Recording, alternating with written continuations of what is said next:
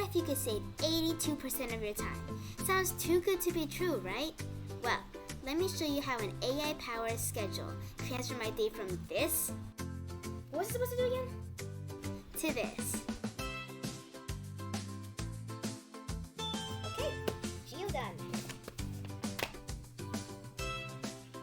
Alright, math next. Ever felt like your to-do list was running your life? I used to, but with this AI tool, I turn chaos into clarity. Here's how I created my own AI schedule generator and how you can too.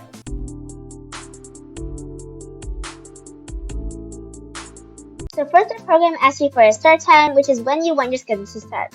This is also in 24-hour format, so 09:00 would be 9 a.m. and 1700 would be 5 p.m. Then you enter your tasks, the duration it takes for you in minutes, the priority, and the deadline if you have one. Then you add another task if you have one, that amount of time it's going to take you, priority, and deadline. Then when you're done, you can type done, and out pops your schedule. Many people say that they're going to finish a task in 30 minutes, but end up finishing it in 45 minutes instead. This ruins their schedule for the entire day. This is because their schedule is based on timelines. So, when they don't follow one timeline or go over the timeline for that schedule or time, they have no idea what they should do next. This is why I added buffer time to my code. See, in my math homework section, I wrote that it's only going to take me 30 minutes for me to finish my homework. The AI then gives me some extra time to finish my homework so that a scenario like what I said before wouldn't happen to me.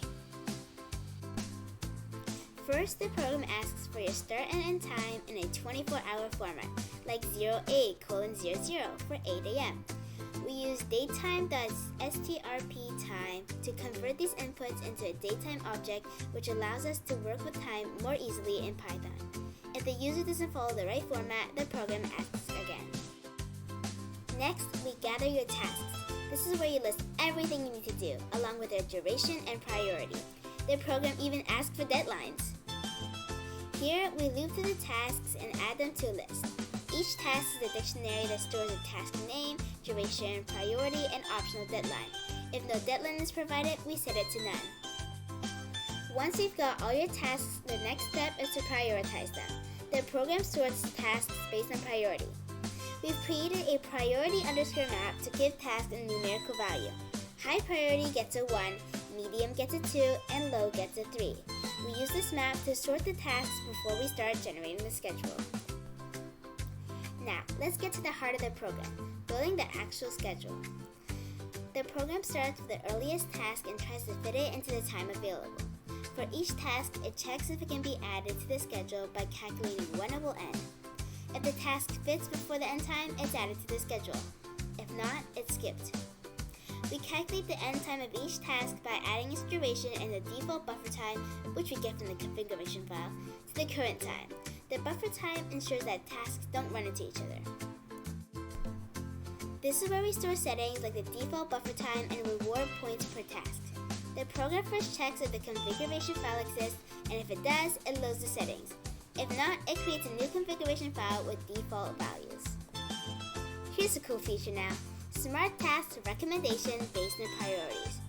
Once we have all the tasks, we group them into 3 categories: morning, afternoon, and evening, based on their priority. High priority tasks are recommended for the morning, while low priority tasks are scheduled for the evening. Ready to take back control of your day?